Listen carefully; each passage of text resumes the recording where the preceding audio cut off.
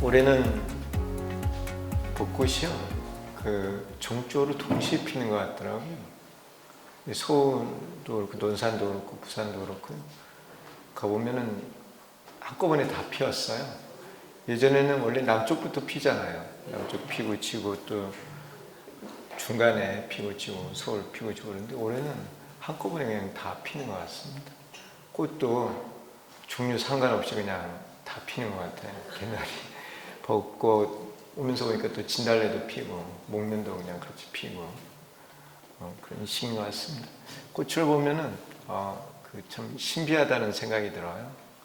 이렇게 단단한 나무에서 부드러운 꽃이 나오잖아요. 나무는 향이 별로 없는데 꽃은 향이 있잖아요. 신비하죠. 벚꽃에 이제 이렇게 가까이 가보면 햇빛 나고 그러면 윙윙 소리가 나요. 벌들이 모여가지고 이제 꿀 채취한다고 윙윙 소리 나고 그러죠. 그러니까 꿀도 있는 거예요, 끝에. 그 딱딱한 나무에서 참 대단하잖아요. 신비롭잖아요. 네, 근데 이제 그런 것들이 그냥 일어나는 게 아니고 법칙성을 가지고 있어요. 그러니까 예를 들면은 벚꽃에서는, 그러니까 벚나무는 벚꽃을 피우는 거예요. 개나리는 개나리꽃을 피우고, 진달래는 진달래꽃을 피우고요. 목련은 당연히 목련꽃을 피우고, 목련에 벚꽃이 피는 건 아니잖아요. 그렇죠? 그런 법칙성이 있는데 그런 걸 아는 거를 가를 안다고 그래요. 이제 우리가 사는 이런 세상은 이제 생멸의 세계인데 이걸 그냥 생멸의 모습으로만 보는 것은 우리 범부들이고요. 소문이나 영각은 이게 공이라는 걸 알아요. 이런 게 본래 없음을 아는 거고, 보살은 공하지만 이 환상처럼 변화한다는 걸 알아요. 근데 그 변화하는 게 법칙에 따라 변화를 하는 거예요. 그런 법칙을 아는 거를 보살이 이제 가를 안다고, 그런 법칙을 알면은 보살이 중생을 제도할 수 있습니다. 이제 중생 제도의 소원을 세우고 그 소원을 채우기 위해서 수행을 하시는 분들이 이제 보살님이시니까, 중생이 이제 아프면은 왜 아픈가 원인도 알고 또 치료하는 약도 알고 치료법도 알고 인과를 아는 거예요. 그게 법칙성이 있는 거예요. 그래서 그런 법을 알아서 중생 제도를 하시는 분들이 이제 보살이고, 그래서 나중에는 이제 가를 다 알면은, 공가를 다 알면은 공과 가에 치우치지 않는 거예요. 분별을 버리게 돼요. 집착을 버리고, 그러면서 이제 실상을 알게 되는 겁니다. 법성을 안다, 묘법을 안다, 중도를 안다, 그렇게 표현을 합니다. 그래서 불도가 완성이 되는 거죠. 어쨌든 꽃을 보면 그런 이제 꽃이 변화예요, 변화. 변하고 환화하고, 실제로 실제하는 게 아니고 환상이라는 거예요.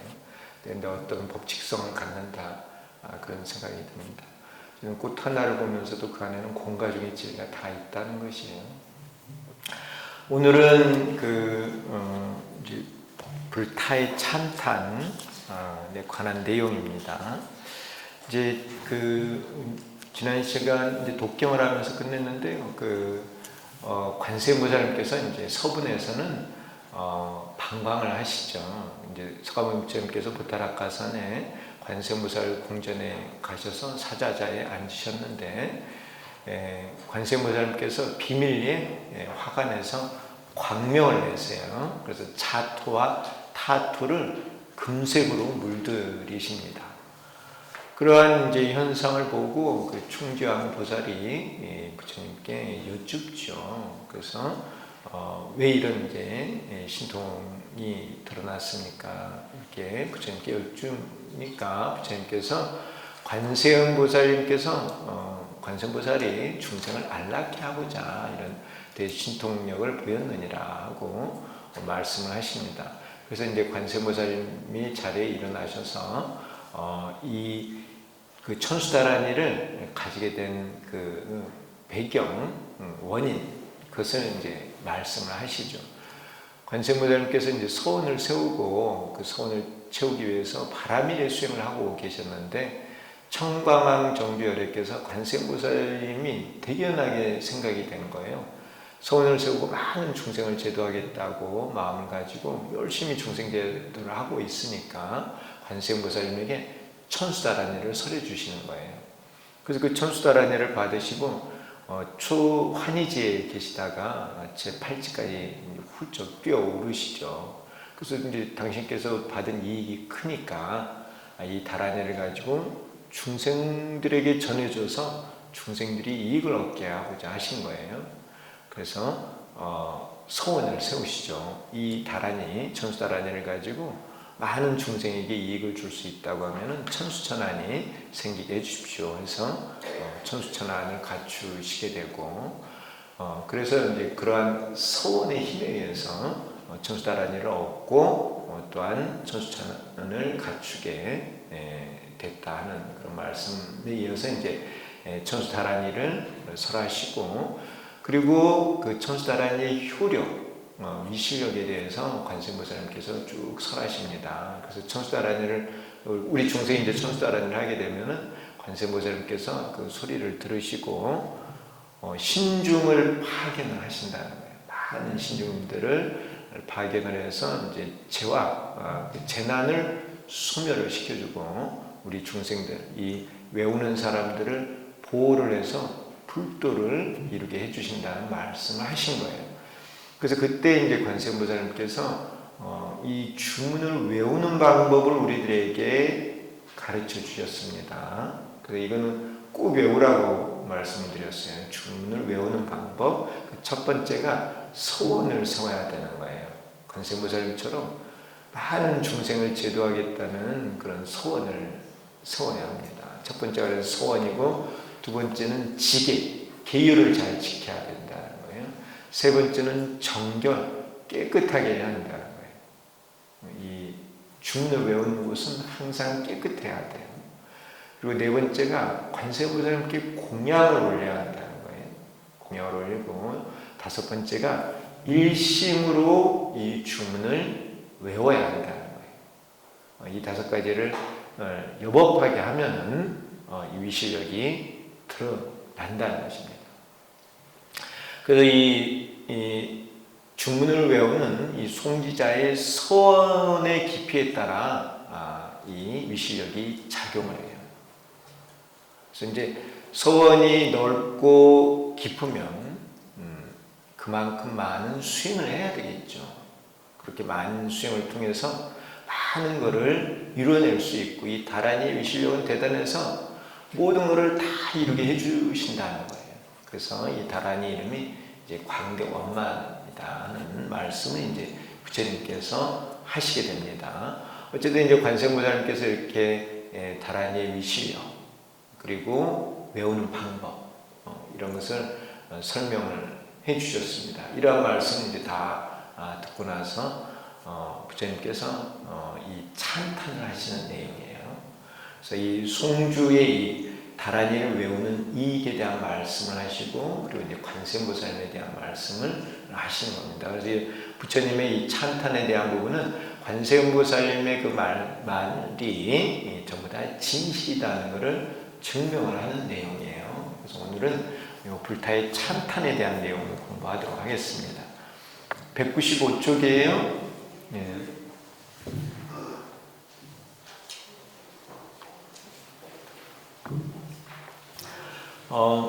그 세 번째 줄에 보시면 관세음보살이 신주에 대해 설명하고 나자 이에 대해 서가모니 부께서 찬탄을 하십니다. 그래서 내용은 송주의 이, 이제 주문을 외우는 이익이에요. 그리고 또 관음의 교화 이렇게 나눌 수 있습니다. 늘 이제 말씀을 드리지만은 우리 여기 천수다란이 경에서는 이제 천수다란이를 외우는 것을 말씀하시고 있는 것이고, 상원각대 조사님께서는 관세음보살 다섯 글자가 주문이라는 거예요. 그래서 우리는 이 관세음보살 다섯 글자를 주문으로 외우는 주송을 하고 있는 것입니다. 그렇게 하지만은 여기서는 이제 천수다란이를 외우는 거고 우리는 관음주송을 하지만은 그 위실력은 다 관세음보살에 의해서 펼쳐져요. 그래서 여기 드러나는 그 위시력은 다르지 않다고 봅니다. 195쪽이에요. 예. 신주를 외우고 지니면 이익이 있으며 또한 관세음보살이 중생을 성숙시켜 안락케 하는 교화를 하고 있음을 설하십니다. 그 송주의 이익, 어떠한 이익으로 부처님께서 말씀하셨는지를 보세요. 서가모니 불께서는 나라 또는 집안에서 재난이 일어날 때 신주를 외우고 지니면 재난을 소멸할 수 있음을 설하셨다. 특히 여기 부처님께서 나라에 대한 말씀을 많이 하셨어요. 나라. 열애께서 다음과 같이 설하셨습니다. 국토에 재난이 일어날 때 국왕이 선정을 베풀면서 7일 낮과 7일 밤에 신주를 외우고 지니면 재난이 모두 소멸하고 백곡이 풍성하며 백성이 안락하게 된다. 이렇게 설명을 하셨습니다. 그래서 제가 지난 시간에 백만독에 대한 말씀을 조금 드렸죠. 관세음보살 백만독 기억나시죠? 관세음보살 이 정도 속도로 7일 밤낮을 잠을 안 자고 부르게 되면은 백만독이 나옵니다. 그 7일이 변화의 기준이라고 말씀을 드렸죠. 백만독이 하나의 기준이에요. 관세음보살 이거를 주문으로 해서 백만독을 하게 되면은 변화가 일어난다는 거예요. 무엇보다도 내 마음이 밝아진다는 것입니다. 보리로 가는 거예요. 무명 어둠에서 밝음으로 가는 겁니다. 그래서 이 변화의 단위가 7일 밤낮이다는 거예요. 근데 여기서 이제 나라에 문제가 생겼어. 요즘 그 대만에 지진이 일어났죠. 보니까 뭐 건물들이 많이 쓰러지고 했더라고요.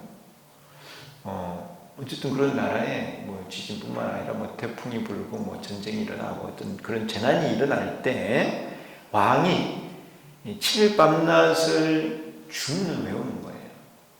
쉬지 않고. 그러면은 재난이 모두 소멸하고 백곡이 풍성하며 백성이 안락하게 된다. 우리 그 구운융창 기원이 뭐죠? 우리 법회 때마다 구운융창 기원하죠? 네. 구운융창의 첫 번째가 뭐예요? 대한민국 국토통일이에요. 요즘 근데 평화적인 남북통일 이렇게 하는가요? 예전에는 대한민국 국토통일이었어요. 근데 대한민국 국토통일이 남북한만의 통일이 아니에요. 알고 계세요? 전 세계를 다 대한민국으로 통일하는 거예요. 그게 대한민국으로 국토 통일이에요. 가능해요? 불가능해요? 가능하잖아요. 여기 경전에도 나와 있네요. 자국과 타국의 적대심이 없어지면 국토가 통일이 되고. 그래서 우리 구운융창 기원하고 또 법회 끝나면 관음주송 하잖아요. 그래요, 안 그래요? 우리 그 3대 지표가 있죠. 대중불교, 생활불교, 그 다음 뭡니까? 애국불교예요. 애국불교. 그 애국불교는 나라를 사랑한다는 건데 불국토를 청정히 하는 게 애국불교예요. 불국토.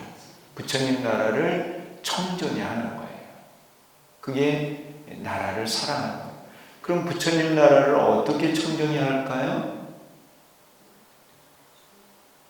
부처님 나라를 어떻게 청정해요?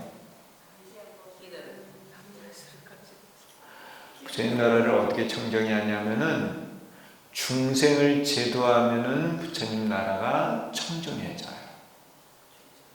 중생을 제도하면. 그 중생을 제도하는 건 누가 하는 거예요? 보살님이 하는 거예요. 그래서 우리나라뿐만 아니라 전 세계를 전부 다 불자로 만들면, 불자의 나라로 만들면 그게 바로 불국토가 청정해지는 거예요. 다 불자가 되니까 국토 통일이 되는 거예요. 196쪽이에요. 이렇게 어쨌든 국토 통일이라는 말이 이 경전에 나오는 것이에요. 그래서 다시 한번 보시면은 국왕이 7일 낮과 7일 밤에 신주를 외우고 지니면 이러한 재난이 소멸하여 나라가 평화롭게 되고, 우리나라뿐만 아니라 전 세계가 다 평화롭게 돼요. 그래서 세계 평화가 이루어지는 거예요. 바람과 비가 순조로와 과실이 풍요롭게 되며 인민이 기쁘고 즐겁게 된다. 또한 집안에 대악병, 괴질, 귀신, 불화 등 재난이 일어날 때 대비 천안상을 설치하고 관세음보살의 명호를 지극한 마음으로 부르며 신주를 외우되 천편을 채우면 이러한 재난이 소멸한다는 것입니다. 우리 광명사에는 지금 이 법당에는 누구를 모셨습니까? 관세음보살님을 모셨잖아요. 우리는 늘 관세음보살님을 모시고 계세요. 그래서 이제 공약을 올리고 열심히 관주송을 하면 됩니다. 집에 따로 안 모셔도 돼요. 여기 우리 사찰에 모셨기 때문에 또 큰 스님께서 오셔서 다 정안을 하셔서 증명을 하셨기 때문에 우리는 이렇게 천안대비상을 설치하고 공양을 올리고 이렇게 수행을 하고 있는 것이, 절에 나와서 열심히 하시면 돼요. 제가 저번에도 언제 한번 말씀드렸죠. 이 사찰에서 하는 거하고 집에서 하는 게 조금 다르다고요. 그렇죠? 말씀을 드렸어요. 그는 이제 보호하는 신장이 다른 거예요. 그래서 이렇게 정결이라는 거, 그러니까 서원을 세우고 계율을 지키고 또 정결하고 그리고 또 공양을 올리고 열심으로 하는데, 이 사찰은 큰 스님께서 와서 증명을 하셨기 때문에 신자님들이 곳곳에 지키고 있는 거예요. 그러니까 그런 신자님들이 나쁜 신들을 막아줘요. 마구니도 막아주고 병도 막아주고. 그러니까 이곳에 와서 수행을 하면은 방해꾼들이 없어지는 거예요. 방해꾼들이. 그러니까 여기 와서 공부를 해야 공부가 잘 되는 것입니다. 되도록이면요. 근데 이제 절에 나오기가 이제 여러 가지 여건이 안 맞아서 굳이 이제 집에서 할 때는 지극한 마음으로 해야 돼요. 되도록 방을 깨끗하게 청소하시고 옷도 깨끗한 옷을 입고. 아셨죠? 네. 아난이 부처님께 신주의 이름에 대해 여쭙습니다. 다란이 이름이 무엇입니까? 부처님께서 광대원만, 넓고 커서 다 채워준다는 거예요. 이게 이 다란이의 가장 큰 특징이에요. 광대원만한 이런 위실력을 내가 얻기 위해서는 내 소원이, 내 마음이 광대원만해야 돼요. 내 마음 조그만한데, 내 그릇이 조그만해. 그럼 채워지는 것도 결국은 조그만 것밖에 안 채워지는 거예요. 관세음보살님께서 많이 채워주려고 해도 내 마음이 적은데 그럼 채워지는 게 적은 거야. 근데 내 마음이 크고 정말 나뿐만 아니라 모든 중생을 위한 그런 마음, 그런 소원의 마음을 가지고 있으면 크게 채워진다는 거예요. 그래서 이 다란이 이름이 광대원만해요. 그래서 이 다란이를 외우려면 반드시 소원을 세워야 돼요. 중생무변 소원도에 소원을 세우고 다란이를 외워야 합니다. 이 상구보리 하와 중생, 위로는 보리를 구하고 아래로는 중생을 교화하는 것. 바로 그러한 마음이 정법 실현의 마음이에요. 그러한 마음을 가지고 있으면 신장이 와서 자연히 돕습니다. 이 마음속에 정법이 있기 때문에.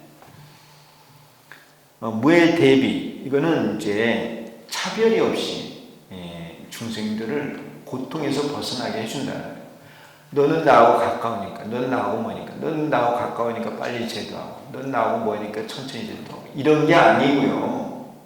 그런 천재 차별이 없이 동등하게 다 고통에서 벗어나게 해준다는 거예요. 이 다란이의 위신력이요. 또 구고다란이, 어떠한 어려운 상황에 있어도 다 구제를 해주신다는 거예요. 관세음보살님은 원통을 하셨어요. 다 모든 어려움을 다 극복을 하셨기 때문에 중생들을 어떠한 어려움에서든 다 구제를 해주실 수 있습니다. 연수다란이는 이제 수명이 증장해요.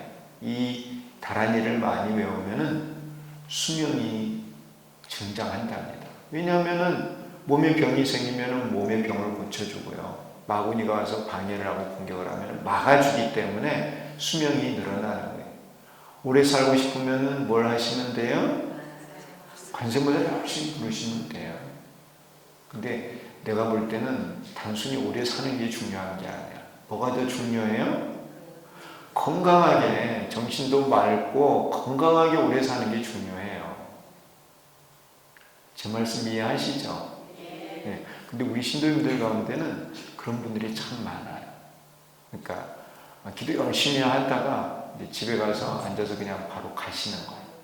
그만큼 좋은 게 어디 있어요? 주변 사람들 힘들지도 않고 본인도 괴롭지도 않고. 근데 막 몸도 아프고 이제 거동도 불편하고 하면은 주변 사람들한테 피해가 많잖아요. 근심도 많이 주고. 항상 평소에 건강하게 열심히 하다가 앉아서 수행하다가 가면은 또 금방 몸 바꿔서 오는 거예요. 그만큼 좋은 게 어디 있어. 오는 것도 잘 와야 되지만 가는 것도 잘 가야 돼요. 가는 거 보면은 이 사람 많이 닦았는지 안 닦았는지 알 수 있어요. 아세요? 그 덕이 없는 사람들은 가기 전에 무서워해요. 죽음을 두려워한다고. 의사가 이제 당신 며칠 못 삽니다 그러면은 두려워가지고 막 눈물을 흘리고 난리야 난리. 정신은 제대로 못 차려. 근데 많이 닦은 사람들은 그냥 웃으면서 편하게 가요. 이해하시나요? 그 두려워서 막 떠는 사람들은 무서운 걸 보는 거예요. 무서운 사자들. 마음 편하게 가시는 분들은 이제 천사, 흰옷을 입은 밝은 천사가 이제 모시러 오니까 즐거운 거예요. 여러분 하기 나름이에요. 여기 계신 분들은 잘 하고 계세요. 광명사 가서 부처님 광명을 많이 받고 계시거든요. 멸악취다라니 오는 게 악취는 그 사막도예요. 사막도에 떨어지지 않는다는 거예요. 사막도를 멸한 다란이죠. 파업장 다란이, 업장을 다 수멸시키는 다란입니다. 이 다란이의 위시력이 대단해서 생사일에 지은 모든 업을 다 소멸시킬 수 있어요. 그 정도로 이 다란이가 대단한 다란이에요. 그리고 만원다란이, 이거는 우리들의 소원을 채워준다는 겁니다. 이 현세에서 구하고자 하는 것, 그러한 것도 이루게 해준다. 다만 의심이 있으면 어려워요. 의심이 있고 업장이 두터우면 어려워요. 그런데 믿음을 가지고 열심히 하면은 그 소원도 다 이루게 해주십니다. 수심자재다라니, 마음에 따라 내가 자유롭게 다닐 수 있는 그런 능력이 생겨난대요. 이 다란이를 외우면은. 또 속초상지자재다라니, 이거는 수행계기가 빨리 올라간다는 거예요. 수행계기가 빨리 올라간다는 건 무슨 뜻이냐면 진리를 빨리 깨닫는다는 거예요. 그래서 이런 부분이 되게 중요해요. 진리를 깨닫는 것은 쉽지 않아요. 공과 중에 진리가 있는데 그 진리를 깨달아가는 데는 여러 생의 수행이 필요해요. 그래서 소원을 세우고 이 진리를 깨닫는 수행을 하거든요. 소원이 꼭 필요해요.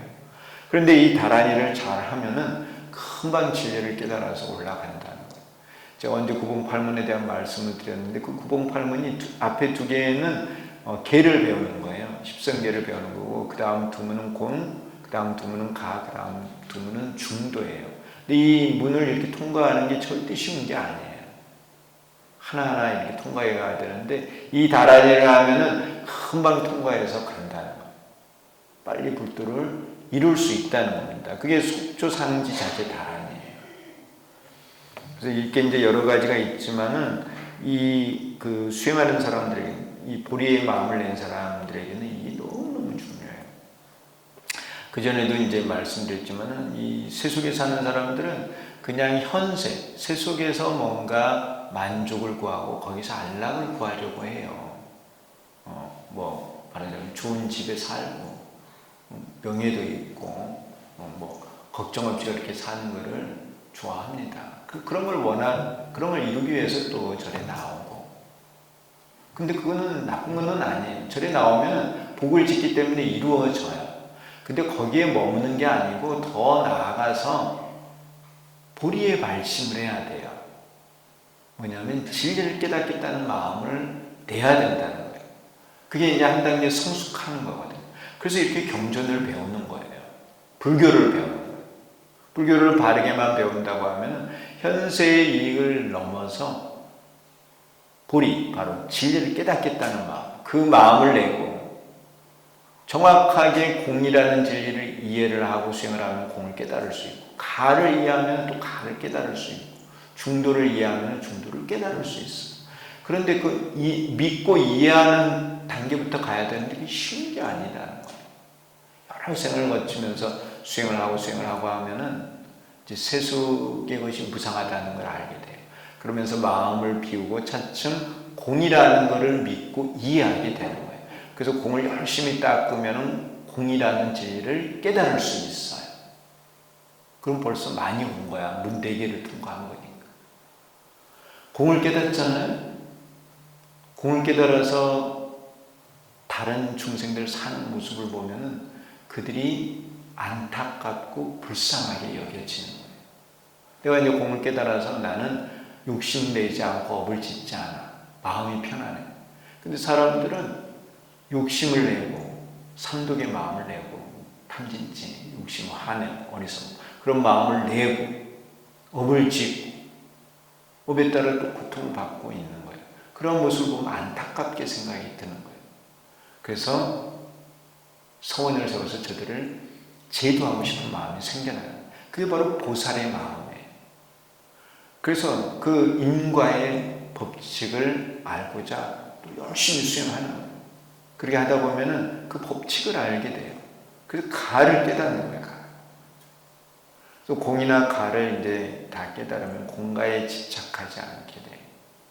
그래서 이제 중도 실상으로 들어갈 수 있는 거예요. 중도를 이제 깨달으면은 그러면은 이제 불도를 완성하는 거예요. 이게 지금 이제 깨달아가는 과정이에요. 이해하시는 거예요? 근데 이 다란이를 하면은 이 과정을 빨리 이루어낼 수 있다는 거예요. 그게 바로 이 속초 상지자재 다란이의 의미입니다. 그래서 이게 참 이 부분이 너무너무 중요해요.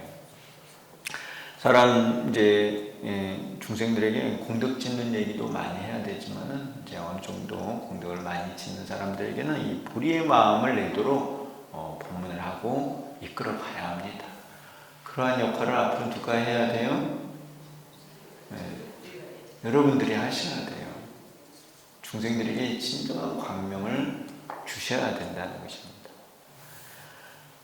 관음의 교화, 그 부처님께서 이제 관세음보살님께서 교화를 하시는 내용에 대해서 또 설법을 하셨습니다. 아난이 부처님께 관세음보살에 대해 여쭈었습니다. 부처님께서 관세음보살의 명호에 대해 관세자재, 관자재, 우리 반야심경에 관자재 보살 나오죠. 관세음보살님의 명호예요. 또 견삭, 견삭은 동아줄이라는 의미예요. 동아줄로 뭘 할까요? 동아줄로 중생들을 이끌어가는 거예요. 그래서 견삭이에요. 우리들을 이끌어 가시는 거예요. 우리를 보호를 해주세요. 그래서 어디로 이끌어 가요? 어디로 가고 싶으세요? 안락의 세계로 이끌어 가는 거예요. 극락, 연화 극락으로 우리를 이끌어 가십니다. 그게 이제 견삭인데 동아줄이에요. 그 동아줄이 의미하는 것은 중생과 관세음보살의 인연이에요. 그 인연에 의해서 우리는 관세음보살님의 교화를 받아서 갈 수 있는 겁니다. 이 생에도 관세음보살 부르고 또 다음 생에도 부르고 계속해서 부르는 거예요. 인연이 계속 이어져서.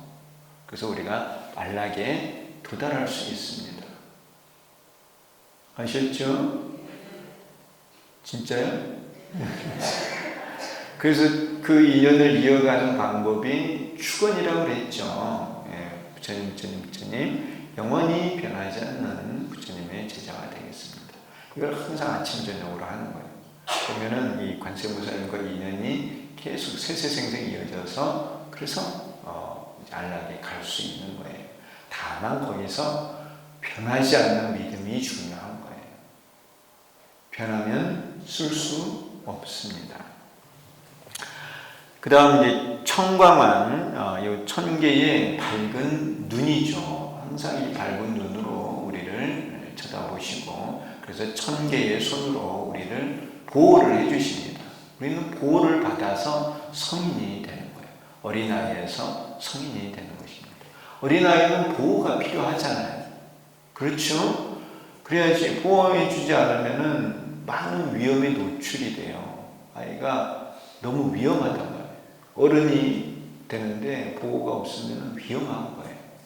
보호가 필요하고 그래서 우리가 어린 중생이 성인 부처님이 되기 위해서는 관세음보살님의 보호가 필요한 거예요. 그래서 천수천안으로 우리를 호지를 해주십니다. 보호하고 지켜주시는 거예요. 그래서 우리는 늘 관세음보살을 불러야 되는 거예요. 항상 놓치지 마시고요. 어떠한 어려운 상황이 있어도 관세음보살을 부르시면 관세음보살님께서 다 구제를 해주십니다. 분명히 구제를 해주시는데 문제는 사람들이 의심을 해요. 의심을 하면은 위실력이 작용을 안 해요. 조금이라도 의심을 하시면 안 돼요. 197쪽에 보시면은 이 관세자재보살은 불가사의한 위실력을 갖고 있으며 이미 과거 무량무수한 아승직업전에 성불하였느니라. 관세음보살님은 이미 성불하신 부처님이세요. 그때 호가 정법명 열애였으며 이 정법을 밝히시는 부처님. 그래서 어둠 속에 있는 중생이 관세음보살을 일심으로 부르면 관세음보살님께서 그 소리를 듣고 어둠 속에서 밝은 세계로 인도를 해주신다는 것이고 그래서 밝은 명자를 쓰시는 것이고요. 또한 삿된 길을 가는 중생이 관세음보살을 일심으로 부르면 바로 바른 길로 인도를 해주신다. 그래서 정법명이죠.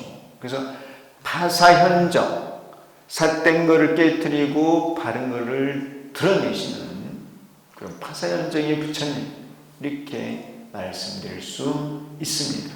이 파사현정을 뭐라고 표현을 하느냐 하면 금강이라고 표현을 해요. 금강의 기능이 파사현정이에요. 그래서 관세음보살님께서는 금강굴에 항상 머물러 계시는 거예요.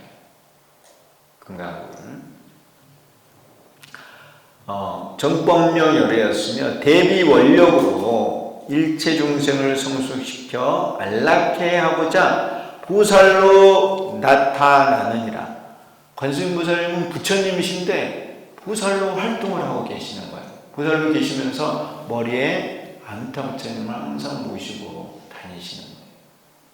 서가모니 부처님 시절에도 보살로서 이렇게 나타나셨어요. 본래는 부처님이신데 서가모니 부처님은 아세요. 서가모니 부처님은 보살로 나타나신 관세음보살님이 부처님인 줄 아세요. 근데 관세음보살님은 그냥 보살의 모습으로 나타나셔서 서가모니 부처님을 공경하고 암타 부처님은 공경을 하고 그러면서 중생교화를 하시는 거예요. 얼마나 대단하신 분이에요. 당신이 부처님이신데도 보살로서 활동을 하는 거예요. 높은 자리에 계시는데도 자신을 낮춰서 중생과 함께 하시는 겁니다. 그러면서 중생을 키우시는 거예요. 보살이 정말 대단하죠. 그러니까 이런 관세음보살님은 어떻게 보면 부처님 위에 보살이 계시는 거예요. 부처님 위에 계시는 보살이에요. 그렇게 대단하십니다. 대위상으로는 물론 부처님이 가장 높아요. 그러니까 십법계로 봐도 이제 성문영가 보살 부처죠. 근데 관세음보살님은 이미 부처시지만은 또 보살로서 이렇게 활동을 하신다는 거예요. 이 보살은 내지 그 이름을 듣기도 어려운데 하물며 보는 것이랴. 이렇게 이제 지구상에는 불자가 있어요. 불자인데 가장 많은 이제 종교인들은 이슬람교도라고 그래요. 그 무슬림을 포함해서 불자들이 있는데 그 불자들 가운데서도 또 대승불교권이 있고 소승불교권이 있어요. 이제 저쪽에 스리랑카, 태국, 미얀마, 라오스 이런 데는 소승불교권이에요. 그리고 이제 뭐 중국, 한국, 일본 이쪽은 대승불교권이죠. 티베트 포함해가지고요. 근데 대승불교 안에서도 또 이제 여러 종파가 있고 그래요. 대승불교는 이제 대체로 관세음보살을 많이들 모시고 있습니다. 근데 저쪽 남방불교는 가면은 관세음보살에 대해서 잘 몰라요. 근데 제가 언제 파키스탄을 갔는데, 파키스탄이 지금 이슬람교지만은 예전에 이슬람이 들어가기 전에는 그쪽은 대승불교가 아주 흥했던 곳이에요. 탁시라라는 곳을 갔더니 엄청나게 큰 그 사찰터가 있는 거예요. 근데 그 근처에 파키스탄 그쪽 근처에 갔더니 길가에 산 위에 관세음보살 상을 조성을 해놓은 거예요. 근데 그게 한두 개가 아니야. 여러 곳에 그런 관세음보살 상이 있는 거예요. 그 예전에는 그런 그 관세음보살을 모시고 대승불교가 있었는데 이슬람교도가 와가지고 이제 그렇게 변해버린 거예요. 이슬람교로 바뀌었다는 거예요. 어쨌든 그렇게 이제 관세음보살을 이렇게 신앙하는 곳이 이제 대승불교 일부에 있다는 거예요.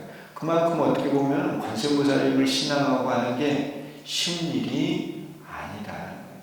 믿어서도 그걸 지속하는 게 쉬운 일이 아니다는 것입니다. 어렵다는 거예요. 그래서 이 보살은 그 이름을 듣기도 어려운데 하물며 보는 것이냐. 관세음보살님에 대한 이름, 관세음보살님에 대해서 뭐 공부하고 이런 게 어려운 일이에요. 그런데 관세음보살님을 알고 또 관세음보살님 칭명을 하는데도 관세음보살님 직접 뵈는 것은 또한 어려운 일이다. 이해하시는가요? 그러니까 관세음보살 신앙을 갖는 것 자체가 쉬운 일이 아니고 신앙을 한다고 해서 또 관세음보살 그 응신을 직접 보는 것은 또한 쉬운 일이 아니다는 것입니다. 관세음보살 이름을 한번 듣고 믿음을 가지고 수행을 한다고 하면 그 사람은 전생에 진짜 많은 복을 쌓아온 거예요. 그러니까 여러분들은 복을 많이 지어가지고 여기 왔다는 거예요. 알고 계시나요? 너희들 대중, 범천, 제석천, 사천왕, 철, 룡, 귀신들은 모두 마땅히 공경하고 가볍게 여겨서는 안 되느니라. 항상 공양하고 칭명하며 예찬하면 무량한 복을 얻고 무량한 죄를 소멸하며 목숨이 끝나면 아미타불의 극락세계에 왕생하느니라. 극락에 간다는 겁니다. 이해하시는 거예요? 극락에 간다니까요. 극락에 안 가고 싶으세요? 극락에 가야죠. 왜 표정들이 그래요? 극락에 안 갈 거예요? 극락에 가셔야죠. 인간 세상이 좋아요? 극락에 가야 돼요. 극락이 얼마나 좋은지 아직 모르시는, 인간 세상은 알고 보면 되게 험해요. 아직 모르시는, 우리가 눈에 보이는 세계가 다는 아니에요. 알고는 계시죠? 이 극락세계는 무상무리 무해탈 무한 생명, 그 세 가지를 이루어서 갈 수 있는 세계가 이 극락세계예요. 우리들이 도달해야 되는 궁극의 목적지가 극락이에요. 안락이 다른 표현이에요. 극락세계는. 거기를 우리가 가야 합니다. 중생 세계는 왜 힘드느냐? 여러 가지로 말할 수 있어요. 뭐 몸이 조금만 아파도 힘들잖아요. 누군가 나에 대해서 뭐 이상한 말을 해. 마음은 막 상해. 근심 걱정이 쌓여. 얼마나 힘든 삶이에요. 더군다나 이제 죽음이라는 거. 죽음이 모든 걸 다 갈라놓잖아요. 내가 좋아하는, 내가 쌓았다. 그런 게 고통이란 말이지. 극락세계에는 그런 고통이 없어요. 그러니까 여기 가야죠. 거기 가려면 미혹을 다 닦아내야 돼요. 죄업을 다 소멸을 시켜야 돼요. 그 닦아내는 게 그게 쉬운 게 아니다. 눈으로 보는 것도 잘 못 닦는데요. 집안 청소는 잘 하고 계시나요? 네. 우리나라 사람이 되게 깨끗해요. 그렇게 이제 깨끗한 곳에 좋은 신자님들이 오는 거예요. 불보살님들이 강림하시는 거예요. 관세음보살은 불가사의한 위시력을 갖추고 있다. 또한 오래전에 이미 정법명 열애로 성불을 하셨으며 대비 원력으로 중생을 성숙시키고 안락케 하고자 보살로 나타난다. 그래서 관세음보살님께서 하시는 일이 중생을 키우는 일입니다. 어떻게 해요? 방편을 써서요. 중생을 키워서 나중에는 이제 안락으로 가게 한다는 거예요. 중생이 공양하고 칭명하면 무량한 복을 얻고 무량한 죄를 소멸할 수 있습니다. 서가모니님께서 관세음보살을 천수천왕 가운데 40수에 대한 말씀을 이렇게 쭉 하셨어요. 그래서 여의주를 이제 손에 들고 계시죠. 견삭수, 동아줄, 보발수, 보검수, 발절나수, 금강저수가 나오네요. 관세음보살님께서 천수천왕 가운데 한 손에는 금강저를 들고 계세요. 그 금강저를 가지고 뭐를 할까요? 금강저를 가지고 뭐를 하시죠? 그래서 나쁜 거를 없애주고 좋은 거를 드러나게 하십니다. 시무예수, 두려움 없음을 베푸신다. 일정만이수, 월정만이수, 보공수, 보전수, 양유지수, 백불수, 호병수, 방패수, 월부수, 옥환수, 손이 되게 많네요. 백년화수, 청년화수, 보경수, 자련화수, 보협수, 오세군수, 군지병수, 홍련화수, 극삭수, 보라수, 총루장수, 수주수, 보탁수, 보인수, 구시철구수, 석장수, 합장수, 화불수, 화궁전수, 보경수, 불태금륜수, 정상화불수, 포도수도 40수에 대해 간략히 설하셨습니다. 이제 1000가지 손이 있는데 그 가운데 40가지만 간략히 설하신다고 말씀하셨어요.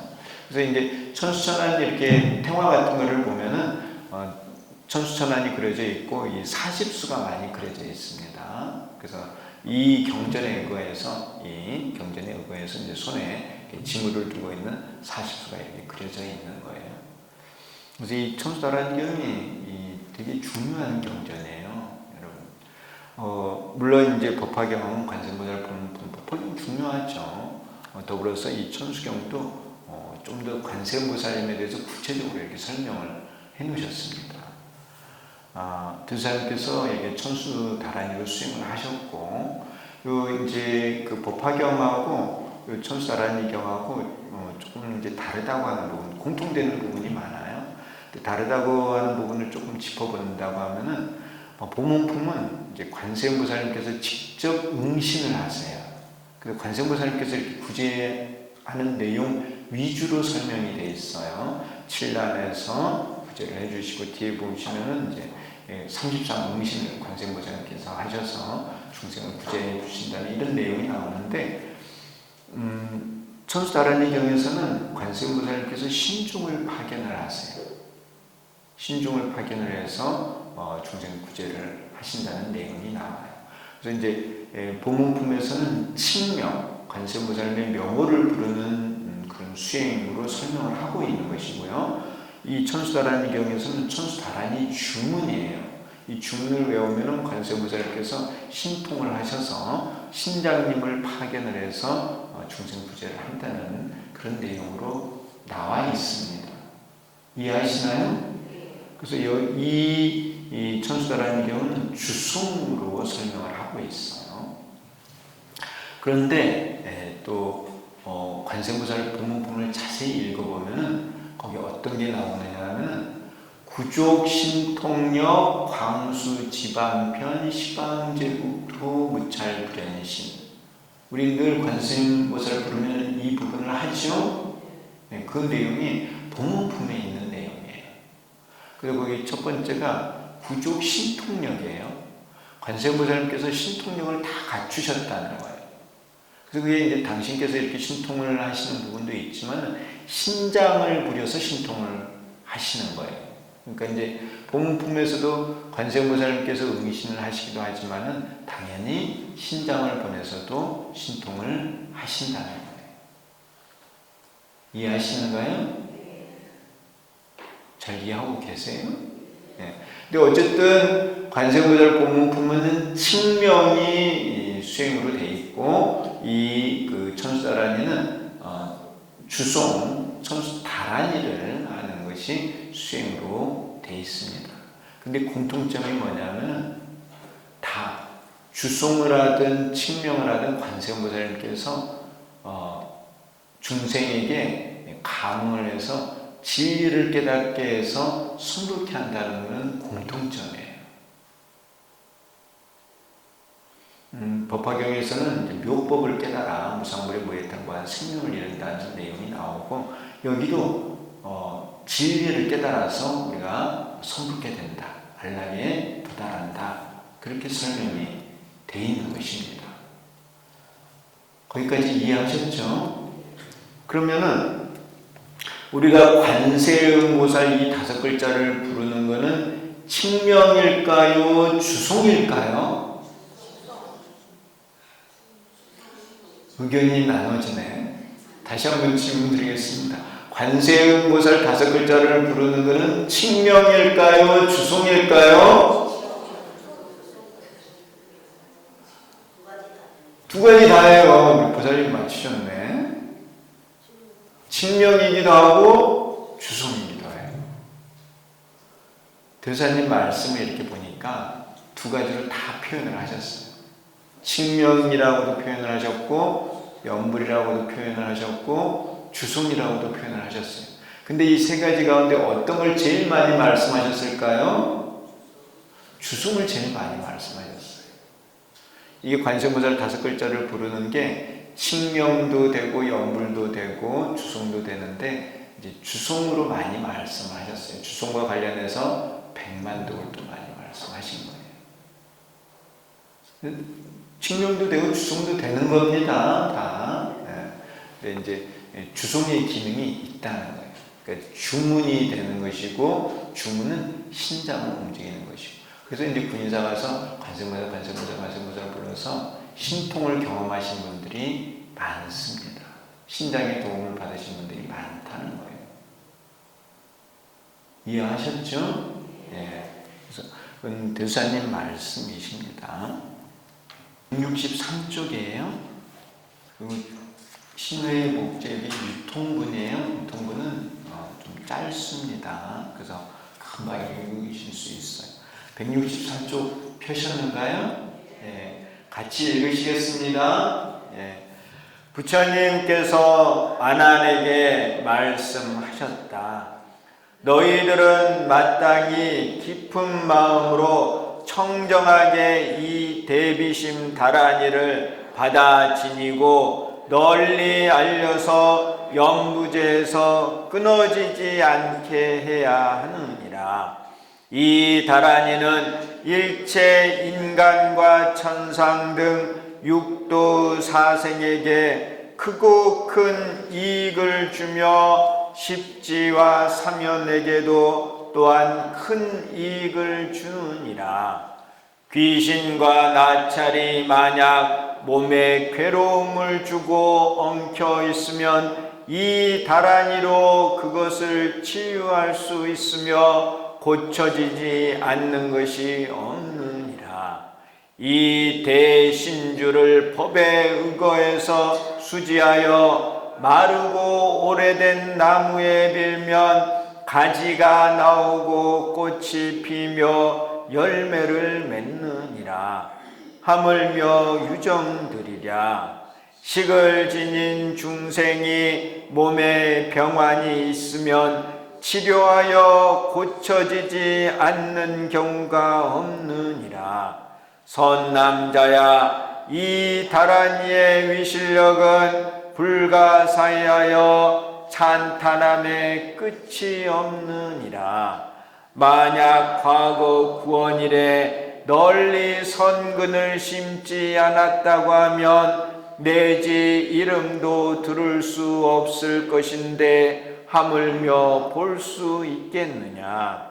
너희들 대중 천인 용신은 내가 찬탄하는 것을 듣고서 모두 마땅히 따라 기뻐해야 하느니라. 만약 이 대비주를 비방하면 곧 99억 항아사 제부를 비방하는 것이 되느니라. 만약 이 다란이에 대해 의심을 일으켜 믿지 않는다면 마땅히 알되 이 사람은 큰 이익을 영원히 잃을 것이니라. 백천만겁에 이르도록 윤회가 끝이 없으며 항상 악취에 있게 되고 나올 기약이 없느니라.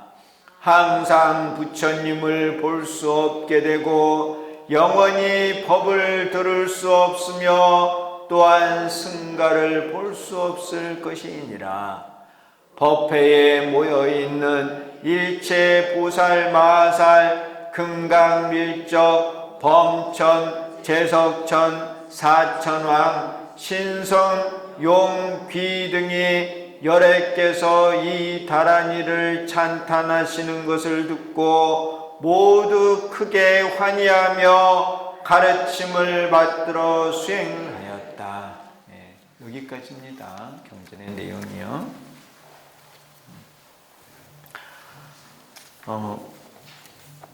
198쪽이에요. 네. 내용이 좀 짧죠. 여기서 이제 뭘 강조하셨느냐면은 믿음을 강조하신 거예요. 조금이라도 의심이 있으면은 위실력이 없다는 것입니다. 정분에 이어서 유통분이 설해지고 있다. 여기서 서가모니 불께서 신주를 믿어 얻는 복덕과 그것을 비방하여 받는 과보에 대해 설하십니다. 먼저 서가모니 불께서 대중에게 깊은 마음으로 청정하게 이 대비심 다란이를 받아 지니고 널리 알려서 염부제에서 끊어지지 않게 하라고 하셨습니다. 그래서 이 대중들에게 이 주문을 널리 알려서 중생들에게 많은 이로움을 주라고 부처님께서 말씀하신 거예요. 이어서 이 신주는 육도 중생, 육도는 지옥 축생아기 아수라 인간 천상이에요. 육도 중생에게 이익을 주며 또한 십주와 십행 그리고 십회양의 사면과 십지의 보살에게도 이익을 준다고 하셨습니다. 이거는 십법계 모든 중생에게 다 이익을 준다는 거예요. 또 진리를 깨달아가는 단계에 있는 그런 보살들에게도 이익을 준다고 하셨습니다. 여러분들은 살아가면서 무슨 이익을 추구하고 계시는가요? 집에 가서 잘 생각해 보세요. 열애께서 이 신주의 위실력이 불가사의하다고 말씀하셨습니다. 부처님께서 말씀하신 거예요. 이 주문의 위력이 그렇게 대단하다는 겁니다. 따라서 신주를 믿고 외우면 많은 복을 얻게 됩니다.